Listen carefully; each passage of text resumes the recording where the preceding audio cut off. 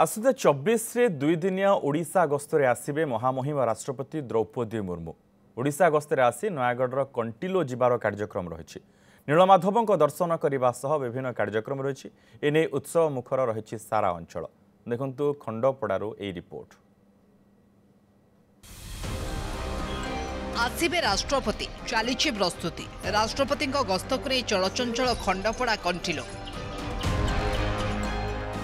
आसंता 24 तारिख रे दुई दिनिया ओडिशा गस्तरे आसुचंती महामहिम राष्ट्रपति द्रौपदी मुर्मू। गस्त को नहीं प्रशासन तत्पर। नयागढ़ कंटिलो को राष्ट्रपति प्रथम गस्त होइथिबारु स्थानीय अंचल में उत्सवर माहौल देखा मिलुछि। ओडिशा गस्तरे आसी कंटिलो नीलमाधव को दर्शन करेंगे राष्ट्रपति। यह सहित कालियापल्ली रे भारतीय विश्ववसु शबर समाज प्रतिष्ठान वार्षिक उत्सव में जोगदेवार कार्यक्रम रही। आम पाखे जेहेतु कंटिलो हूँ नीलमाधव जगन्नाथ संस्कृत आदिपीठ नीलमाधव उन्नति पाखे किसी दाबी रखू आम नीलमाधव सेवा संघ तरफ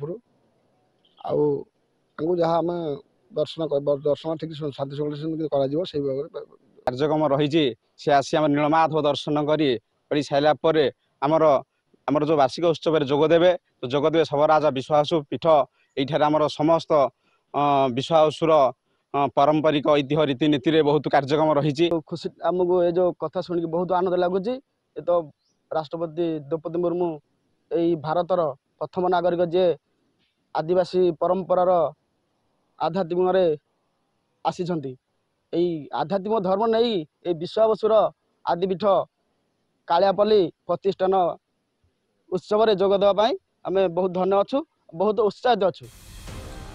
राष्ट्रपति गस्त को नहीं प्रशासन पक्षर व्यापक प्रस्तुति देखा मिली। प्रशासनिक अधिकारी माने कंटिलो को घन घन गस्त करने सहित राष्ट्रपति गस्त कार्यक्रम किभली सुचारू रूपे संपादन हो पारिबो से संपर्क में तदारख करुछन्ति।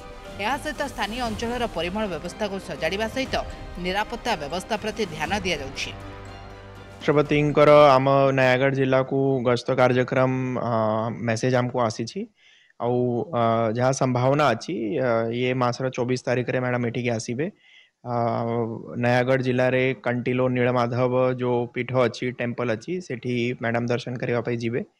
आउ मैडम सेठी जो सबरसाही और कालियापल्ली भी जो विलेज अच्छी जो हिस्टोरिक विलेज सेठी मधे मैडम को गोटे प्रोग्राम रहउची।